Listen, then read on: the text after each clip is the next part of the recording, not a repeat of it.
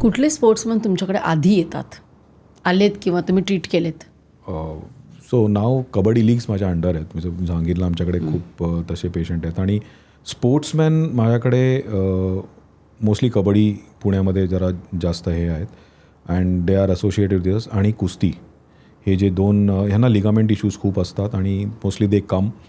पण स्पोर्ट्समॅन मी आता बघितलेत की because of this kind of talks खूप कॉन्शियस झालेत, खूप ॲक्सेप्टिंग असतात आणि those are the people who really do well. पण रिप्लेसमेंटसाठी luckily we have operated couple of sports people but going रिप्लेसमेंटनंतर marathons and all are possible but going back to the original sports level अजूनही luckily त्या लेवलचा sportsman we have not replaced that he will go and do an international kind of thing. Only non is Andy मरे. त्यांची ही replacement झाली आहे, ते आमच्या इंग्लंडच्या बॉसनीच केलेली आहे. बट दॅट लेवल अजून इंडियात पण आहे म्हणजे पॉसिबल आहे. It is 100% possible. You can go back to स्पोर्ट्समध्ये जाऊ पण येस, स्विमिंग वगैरे most of my patients are into competitive sports. They are not professional sports people but people are playing tennis, people are doing yoga. Madam एक patient आठवतो मला, 9 वर्ष बेडवर होती. डिलिव्हरी झाली, दुसऱ्या की तिसऱ्या दिवशी तिला वाताचा अटॅक आला आणि दोन्ही गुडघे जॅम झाले. मुलगा 9 वर्षाचा होईपर्यंत आईला चालतानाच बघितलं नाही. आणि धन्य आहेत त्याचे वडील, म्हणजे मी त्यांना आजही मानतो. ते माझे अजूनही पेशंट आहेत. 18 वर्ष झालेत त्यांना करून. आणि जेव्हा मी त्यांना इनिशियली नॅव्हिगेशन सिस्टीम इंडियात आली होती आणि मी ती केली, ती 9 वर्षांनी जेव्हा उभी राहिली आणि आपल्या आईला पहिल्यांदा उभं राहिलं जेव्हा बघितलं, तेव्हा मला खरंच वाटलं की मी ऑर्थोपेडिक्स केलं आहे. कुठेतरी म्हणजे I looked up I don't have my mum there but की त्या दिवशी जे समाधान मला मिळालं ते समाधान घेऊन मी अजून 18 वर्ष आहे. आणि 18 वर्षांनी ती पेशंट माझ्याकडे येते. 17 वर्ष झाले असते. वातामुळे हिप खराब झाले होते. लॉस टू फॉलो छान आहे, चांगली आहे. मुलगा इंजिनिअरिंग करून मोठ्या कंपनीत कॉम्प्युटर इंजिनियर जॉब. आईचे हिप झालेत डॉक्टरसाहेब खराब, नी चांगले आहेत अजूनही. म्हटलं अरे बापरे, तू कोण? म्हणे XYZचा मी मुलगा. आठवत आहे का सर? मी म्हणजे तू. आणि देन शी कम्स. त्यांना आज मी तिचे दोन्ही हिप पण केलेत. परत ती उभी राहिली आहे. आणि हा जो एक्सपिरियन्स आहे, तो जो विश्वास तिने माझ्यावर की, आणि आश्चर्याची बाब अशी की त्यांच्याकडे मला घरी जाता आलं की बाबा असे कोणी पेशंट असेल घरी मला एम्बॅरेसमेंट झाली. देवाऱ्यात फोटो ठेवला होता माझा. म्हटलं पहिले काढा तो. नाही डॉक्टर साहेब, it is a different story. म्हटलं असं काही आहे, किती रिस्पॉन्सिबिलिटी असेल माझ्यावर. आपण ॲज डॉक्टर्स ते रिअलाईज करायला पाहिजे की एका पेशंटला ना आपले जेन्युइन एफर्ट्स द्यायला जे काही करता येईल. तर तुमचा पहिला एक प्रश्न होता की रोबोटिक्समध्ये जेन्युइन एफर्ट जाताना दिसत आहेत मला मार्केटिंगच्या पलीकडे. बिकॉज आता तेवढ्या नंबर्स, मी 13,000हून जास्त रिप्लेसमेंट केल्या जातात की रोबो खरंच मदत करतो आहे की त्या पेशंटला नॅचरल ठेवायला जे काही करता येईल ते आता बऱ्यापैकी मिळायला लागले आणि ते सॅटिस्फॅक्शन मला मिळायला लागलं. आणि कुठेतरी तो पहिला प्रश्न जेव्हा मी डॉक्टरहून अमेरिकेहून इकडे आलो, इंग्लंडहून इकडे आलो की पेशंटला काय हवं आहे, ते कुठेतरी आता त्याचं उत्तर मिळायला लागलं आहे मला. There is one more issue madam that I remember a patient who comes to me from out of India.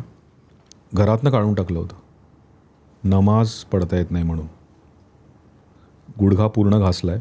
पण आम्हा तेव्हा बघितलं की आता हिला नमाज पडायला काय लागतं आहे. लिगामेंट चांगले होते, खूप स्टिफ होऊन नव्हती आली. आणि वी डिड. आम्ही एक रिप्लेसमेंट सुंदररित्या केली. अराऊंड 4 आठवड्यात नमाज पडायला लागली. बॅक टू द फॅमिली एक्सेप्टेडची. आपल्याला या गोष्टी कळत नाहीत की काही लोकांना काय इम्पॉर्टंट आहे. तिला नमाज पडता येत नाही म्हणून तिला घराबाहेर काढलं आणि रिप्लेसमेंट केल्यावर तिला हे झाली आहे. एक स्विमिंग कोच आहे मोठ्या इंजिनिअरिंग कॉलेजची. इंजिनियर आहे पण main job is to coach swimming. Rheumatoid अर्थरायटिसमुळे हिप आणि प्रेग्नन्सीमध्ये ते वाढलं तिचं. प्रेग्नन्सी किती असेल जी 28 वर्षाची. कोचिंग बंद. Definitely job problems. मसल स्पेअरिंग सुपरपाथ रोबोटिक्सने जेव्हा आपण केलं नाव कोच पण करते आहे, सेकंड प्रेग्नन्सी पण झाली आहे, हॅपी. सुपरपाथ आणि हे मॉडर्न टेक्निक्स जे आम्ही वापरतो आहे विथ रोबोटिक्स, माझ्या 3 पेशंटचे नॉर्मल डिलेवरी झाली आहे. इमिडिएटली लग्नानंतर कळलं आहे, थोडं लग्नाच्या आधी कळलं आहे. इमॅजिन हिप खराब असलेल्या पोरींची लग्न होऊन प्रेग्नन्सी राहून, हे कधी होतं मॅडम? सो जॉईंट रिप्लेसमेंट आता ना एक प्रोसिजर झालं जे आपण एक्सेप्ट करायला पाहिजे. ती रिप्लेसमेंट राहिलेली नाही, ती प्लास्टी झाली आहे. गुडघ्यामध्ये पण आता पूर्ण आपण काही गुडघा बदलत नाही, बसत आहे, टेक्निकली वंगण बदलतो आहे. बरोबर. आणि लिगामेंट मसल जेव्हा वाचून केलं, पेशंट लेट आला तर मला स्वतःला लिगामेंट वाचवता येत नाहीत. रिप्लेसमेंटमध्ये आम्ही काय करतो, आम्ही सगळं काढतो, एक इम्प्लांट विथ द रोबो पण आत टाकतो. तर रोबोमध्ये पण कन्व्हेन्शनल सर्जरी होते. पेशंट कधी येतोय ते फार इम्पॉर्टंट आहे. आजचं टेक होम मेसेजेस की वेळेत आलात, we can give life time guarantee. आणि not only life time, that is a different story. तुम्ही वापस तुम्ही होता. लाईक एक्झाम्पल, इम्प्लांटचं नाव स्ट्रायकर आहे किंवा जॉन्सन आहे. तुम्ही जॉन्सन म्हणून बाहेर जात नाही, तुम्ही म्हणून बाहेर जाता. तुम्ही जे करताय, तुम्ही स्वतःला जे ट्रेनिंग दिलं आहे. माझ्याकडे डान्सर्स आहेत, professional dancers who are teachers of dancing. 6 school चालवत आहेत, त्यांचे आमचे इंटरनेटवर व्हिडिओज आहेत. रिप्लेसमेंटनंतर back to all the activities. हे दोन्ही नी रिप्लेस झाल्यावर डान्सिंग, टेनिस कोचेस आहेत, स्विमिंग कोचेस आहेत, योगा ट्रेंड पीपल आहेत, गॉल्फर्स आहेत. पण ह्यांनी सगळ्यांचं कॉमन फॅक्टरी वेळेत एक्सेप्ट केलं की मला हे झालेलं आहे. आणि डॉक्टर, तुम्ही जे सांगाल, तुम्ही तेवढे रिस्पॉन्सिबल आहात, दिसतात. आणि मॅडम, तुम्ही आता स्वतः एक विषय तुमच्याकडेही माझ्याकडे फेथ, स्वतःवर फेथ आणि तुमच्या ट्रीटिंग डॉक्टरवर एक फेथ ते फार पाहिजे. महत्त्वाचं आहे. फेथ हा खूप मोठा शब्द. The world moves with it. विश्वास. आता त्या विश्वासाला तडा का बसतो? तुम्ही कोणाची तरी खराब सर्जरी बघितलेली असते, ते कारण शोधत नाही, अविश्वास दाखवायचा. का दाखवतो? मी ते जागृत करतो ओपीडीमध्ये की तुला जो भीती आहे. एक लेडी येते, नको आमच्या आईला भीती पण तिला भीती वाटत नाही, तिने काहीतरी बघितलं आहे. इथनं काउन्सिलिंग सुरू होतं की तुला डिलेव्हरी आठवते आहे, तुला सिझेरियन आठवते किंवा कोणाचं तरी खराब झालेलं ऑपरेशन. तर ते का झालं आहे? कन्व्हेन्शनल झालं आहे, लिगामेंट प्रिझर्विंग झालेलं नाही आहे. ती कधी गेली ह्या त्या मावशीला तू प्रश्न विचारला का गाई? नाही, मी फक्त बघितलं. म्हणजे जाऊन विचार ना, का झालं? नाही, मी खूप लेट गेली होती. ते नको आहे, म्हणून फंक्शनल अलाइनमेंट करून घ्या. आता हा जो शब्द मॅडम आम्ही वापरतो आजकाल, फंक्शनल अलाइनमेंट, की पेशंटचं नाव सपोज सुहास आहे, त्याचं एक अलाइनमेंट आहे. सुहासिनी आहे, तिचं एक अलाइनमेंट आहे. ते प्रिझर्व करते बॉडी काही दिवस. आपण काय करतो, त्याला पूर्णतः खराब करून ते अलाइनमेंट आजकाल आम्ही रोबोटिक्समध्ये वापस आणतो. पण रोबोला प्रॉब्लेम काय आहे, इथे जे टेक्निकल ऐकतात त्यांना कळते, रोबोला पॉइंटर्स लागतात टू अंडरस्टँड. ते पॉइंटर्स जेव्हा खराब होतात, रोबो मग 4D मधनं 3Dला जातो. त्याला ब्रेन नाही आहे, त्याला डोळे नाही आहेत. प्लॅनिंग जितकं चांगलं होईल तितकं एक्झिक्युशन चांगलं होईल. प्लॅनिंगमध्ये इतकं खराब करून आलेलं असतं की रोबोला ते पॉइंटर्स मिळत नाहीत. पॉइंटर नाही मिळालं तर सर्जरी होणार, चांगली होणार. पण हे 4ही दिशांमध्ये 4D, नॉट दिशा पण म्हणता येईल आपल्या, डायमेन्शन्स, रेल्म्स, 4Dमध्ये जे होतं त्याचे रिझल्टच काही वेगळे आहेत, त्याचे लाईफच काही वेगळं आहे. आणि we are seeing that result.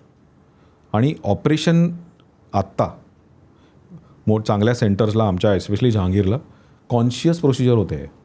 म्हणजे बाहेर रिलेटिव्हचा टेन्शनच नाही आहे की हे ब्लॉकमध्ये करतो आम्ही, म्हणजे पूर्ण बेशुद्ध नाही करत. नाही तर काय असतं, तो ऑपरेशन थेट, पेशंट कॉन्शियस आहे, होशमध्ये आत जाणार आहेत, होशमध्ये बाहेर जाणार आहेत, म्युझिक कानाला लावलेलं असतं. टेक्निकल प्रोसेस आहे डेंटल प्रोसिजरसारखं. तर घाबरू नका. किती वेळ लागतो? कोण करतं याच्यावर फार इम्पॉर्टंट आहे. नाही, ते झालंच, पण तरी प्लॅनिंग मॅडम जितकं चांगलं.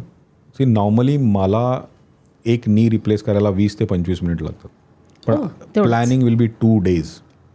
म्हणजे त्यांनी एकदा यायचं, तर सगळं दाखवायचं, ते जातात. मग आमचं प्लॅनिंग जे बॅकड्रॉप वर्क आहे ते सिएटलमध्ये मग आमच्याकडे प्लॅन येतं.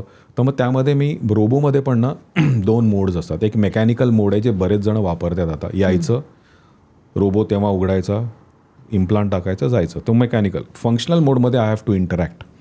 आणि हा एवढा 14-15 वर्षाचा एक्सपिरियन्स आहे की ह्या पेशंटला, मला तो पेशंट बघितलेला असतो की अरे हा डान्सर आहे, ह्याला हे असं पाहिजे, ह्याला हे असं पाहिजे, हा माणूस प्लेयर आहे, ह्याला हे इम्प्लांट. त्यामुळे आम्ही इम्प्लांट पण चूज करतो. आता इम्प्लांटचं बेसिक इम्प्लांट आहेत, लाँग लिव्हिंग इम्प्लांट्स आहेत, ॲनाटॉमिकल इम्प्लांट्स आहेत.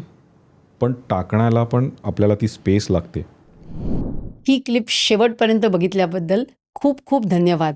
संपूर्ण एपिसोड बघण्यासाठी खाली दिलेल्या लिंकवर क्लिक करा आणि सर्व काही चॅनलला सबस्क्राईब करायला विसरू नका.